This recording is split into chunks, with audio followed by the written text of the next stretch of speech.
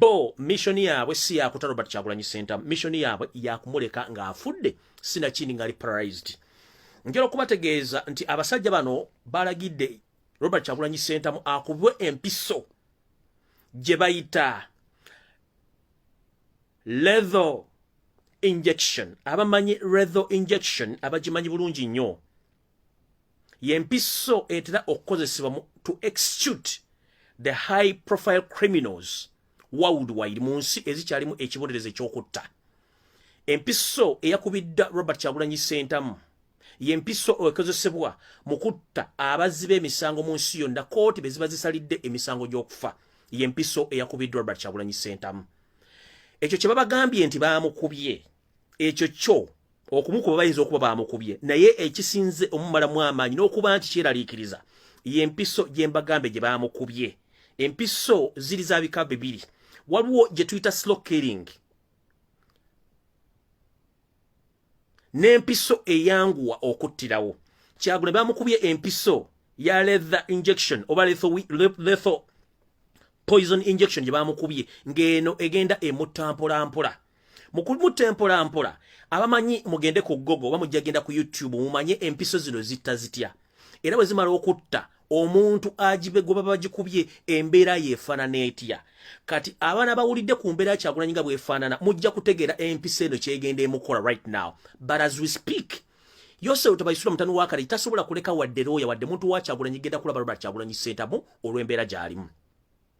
Naye njagala kusaba international community bannaddiini bana byabufuzi mwenna abali mu Uganda bwe tubanga Uganda ffenna bwe twazaalibwa nga tuwagala enkyukakyuka oba nga twagala Uganda ey'emirembe, mwenna mukeere enkya ku Nalufeenya musabe Robert Kyagulanyi Ssentamu by all means. Otherwise empiso gye baamukubye Robert Kyagulanyi Ssentamu ayinza obutamala nnaku ndala 7 ku nsi okuggyako nga bba baagimukubye bagudde mu panic ne bategeera nti omusajja bw'afa chaos egenda kujja. Mbagambye within 7 working days if they don't get Robert Kyagulanyi Ssentamu out of Nalufeenya, Robert Kyagulanyi Ssentamu is going to be pronounced dead, but unfortunately they might not tell you that he's dead. Nkiddamu banna Uganda mwenna oba oli munnaddiini oba oli munnabyabufuzi oba okola otya bwe muba mwagala Uganda ey'emirembe, yessaawa okuteeka ekkomo ku gavumenti ya Yose Tabaisula mutanu wakalekezi ne mutabani wo muguwa eddalu. Mbagambye empiso gye baamukubye y'empiso ekolerwa oba ekozesebwa mu kutta abantu gavumenti oba amakooti ge ziba bezisinza emisango egy'okutta, y'empiso gye baamukubye. Mugende ku Google, mugende ku YouTube, muteekemu amanya ge mbagambye ag'empiso ezo mujja kulaba kye zikola. Naye nga mbagambye singa ensi yonna tesaba Robert Kyagulanyi Ssentamu within the remaining 6 days twandiba nga tugenda kuba tukotakota mu Galumonde nga muganda afe obulamu babumugjeeko. Kyovula tebakkiriza munnamawulire, tebakkiriza looya we yenna, tebakkiriza muntu yenna kugenda okulaba Robert Kyagulanyi Ssentamu kubanga embeera gy'alimu tewoomya ddigobe. Naye nga amateeka gatugamba nti omuntu yenna bw'aba musibe akkirizibwa okulambulibwa famire ye ne looya we. Lwaki baganye balooya ba Kyagulanyi ogedde omulaba, lwaki baganye famire ye omulaba? Kitegeeza nti kye baakoze bakimanyi bulungi nnyo. Kati okusinziira ku information gye nnina, omwami ono omuguwa eddalu omuguwa ensimbu Muhoozi Kanyerugaba ye ng'omuntu ayina ego ku Robert Kyagulanyi Ssentamu ng'omuntu. Ekyokubiri, omwami ono ne famire ye nga bwe bali bayina ego ku linnya lye bayita Robert Kyagulanyi Ssentamu as Omuganda, but not as a politician. Nkiddamu balina ego ku linnya lye bayita Robert Kyagulanyi Ssentamu nonti nga munnabyabufuzi wabula ng'omuntu Omuganda avuddeyo bachallenginga. Era omwami ono aluma n'emba ng'ayogera ku linnya Kyagulanyi. Museveni aluma n'emba ng'ayogera n'erinnya ku Kyagulanyi. Janet Kataha Kembabazi Museveni bw'aba ayogera erinnya Robert Kyagulanyi Ssentamu aluma n'emba. Kati bano tebali mu politics wabula bali mu kulwanyisa omuntu ayitibwa Omuganda eyazuukuka okujja okuzuukusa Uganda ne baganda banne. Era ekimussa sigamba nti bo baagala nnyo okufuga. Naye ekimussa bamanyi nti Omuganda bw'akwata entebe agenda kutereeza Uganda okugituusa nti buli muntu asobola ogyeyagalira mbo kye batayagala. era nga bamanyi nti bo eyabalule beesiridde olw'ensonga baateekawo biddole byabwe bibadde bizannya ebyobufuzi okubalowoozesa nti Uganda eringa bweri ono n'abambula n'abalekawo babakola ziki wabadde so buli munnayuganda gy'oli mbabuulidde empiso gye baakubira Robert Kyagulanyi Ssentamu era bannaddiini bannabyabufuzi batavaayo kusaba Robert Kyagulanyi Ssentamu mufulumya ggwanga within the next 7 days ekinanvayo buli munnayuganda guma wooli ate mu kuguma kozesa obulumi bw'olina okudimandinga ensi yo by all means nkiddamu kyonna kyonna ekijja njagala kutegeka singa kijja nti Robert Kyagulanyi Ssentamu Katonda amujjuludde mu mikono gy'abatangamba obulumi bw'olina bukozese okudimandinga rights za generations gaddewo gye ŋŋenda si wangu video ya leero kubanga kano kakyali kazannyo nkyatandika butandisi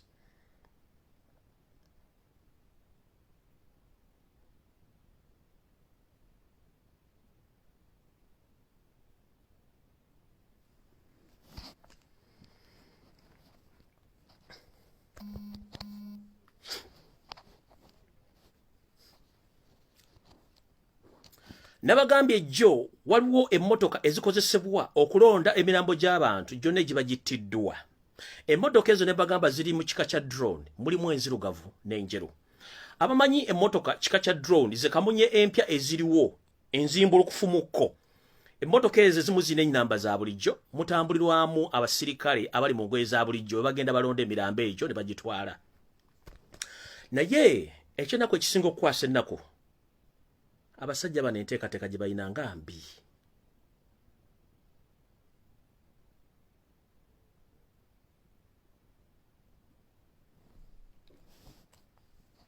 nabagamba Museveni asoma nnyo obutabo bw'omugenzi Adolf Hitler eyateralizinga ensi yonna era n'agifugako ebbanga eryali mpawukaaga ekikolwa eky'okutwala bannayuganda okutwala emirambo gyabwe gibuzaawo kigenda Ekaabya Amaziga n'enjala musigale nga muli bagomo mutya enkola njagala buli muntu ayina omuntu we ng'akola mulago oba akola kiruddu oba akola kawempe obuuze okuva okwekalakasa lwe kwatandise mirambo ki gye baleese mulago oba gye baleese ekiruddu njagala obuuze omuntu wakola emulago mu mochale njagala obuuze omuntu akola ekiruddu mu mochale oba waliwo omulambo gw'omuntu gwe baleese ne baguteeka mu mochale embulago oba ekiruddu oba ekawempe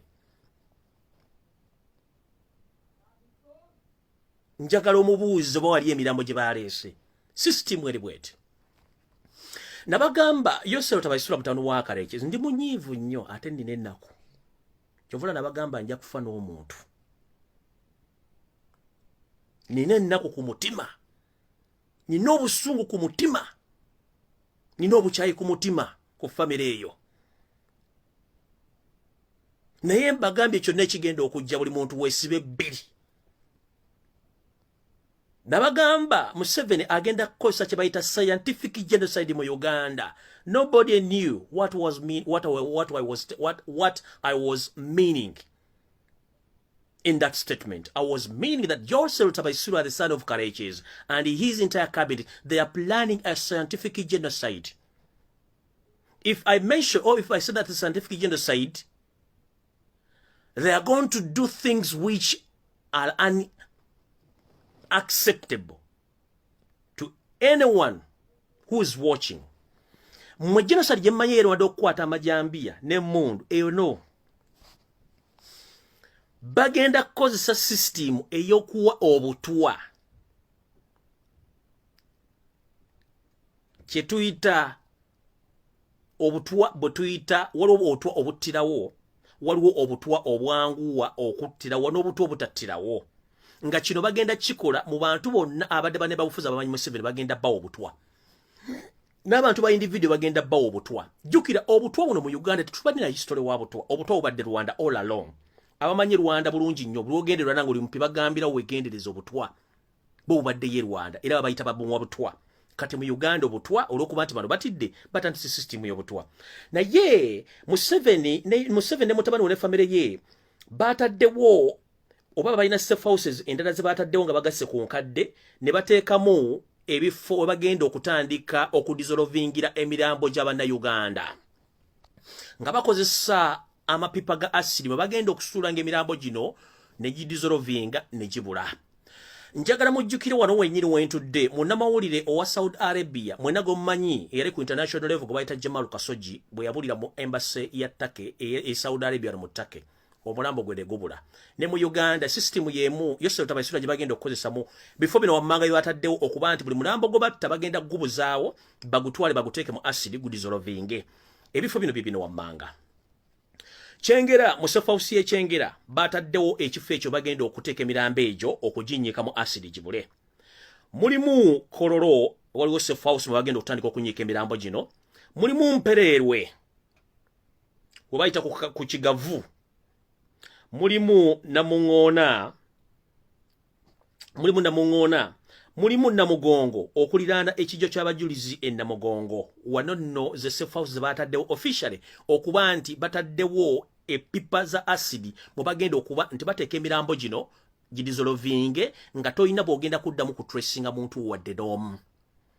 Kino kiri kitya muzze mulaba na Uganda ababula n'abulira ddala for good n'atabeerako ntaana wadde obuyitire kubanga yeno system gye baali batandika edda nga ffe tutugimanyi tugenda discoverings ebintu bino eno system ya acid okudissolvinga emirambo gy'abantu ebaddewo silent naye ng'ekola nga mwe temugimanyi kati already bagiactivating nze Muhoozi Kanyerugaba Yose Otabasira Ntono Wakarekezi Salimu Sale Jeno Eritu Mwine ne banne be bataddewo system eno ey'okuba nti bagenda tandika buli mulambo ogukwatibwa bagutwala naye njagala omuntu alina omusawo nga muganda wakola mulago obabuuze ku mirambo egiwera 120 plus abantu abatiddwa mulambo kyoguli mulago mulambo kyoguli ekiruddu mulambo kyoguli ekawempe genda obuuze mulambo kigiriruddawa kubanga bataddewo emmotoka ezitambula nga zigenda zironda buli mulambo nga bagutwala bagunyika mu asidi nga gubula. Ekirala Munnayuganda yonna wooli mwegendereze nnyo obutaddamu kulinnya tax nazo bazitaddemu abatamanya ngamba bagwira okutandika okukwatiramu abantu nga kubanga tax weeku approach nga goyinza okulooza nti tax ya bulijjo naye erimu abatamanya ngamba batandise okuwamba abantu n'okubakuba amasasi.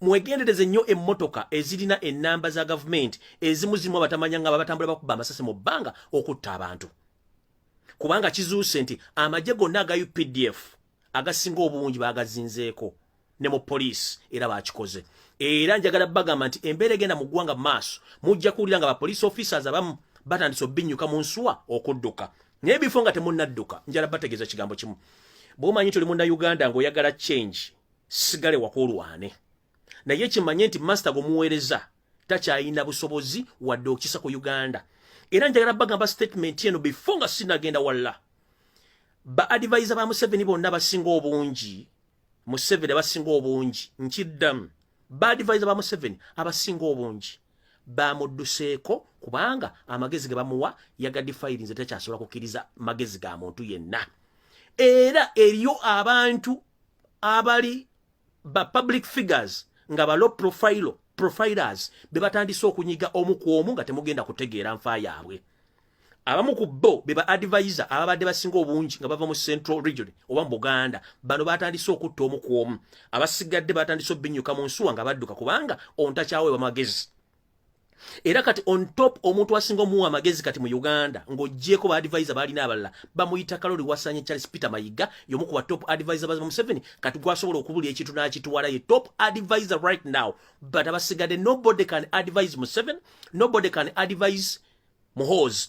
Remember some time back when the lunatic boy right now is the commander of all of armed forces, this so-called Muhoozi Kanyerugaba. Some like 2 months back, he tweeted a very dangerous tweet which went viral and the entire population went against that tweet. So Muhoozi was advised not to tweet again such dangerous tweets. And he was given a handler who is going to monitor all his tweets and to monitor his behaviors. But unfortunately, that advisor or handler, somewhere, somehow, he tried to advise Muhoozi how to handle issues and how to behave in the public. Unfortunately, the handler was killed by Muhoozi himself. Nchiddam. Omutabani w'omusajja ono, mutabani wa Salimu Salego bayita Muhoozi Kanyirugaba. Lwe yasembayo okukola ekiwandiiko ku mukutu gwe ogwa Twitter ekyawaawaza ensi yonna amatu nga yeewaana ebikolwa ebikolebwa n'okuba nti bali mu lukwo olutta omugenzi driver wa Hussein Kawuma Mwaluwa.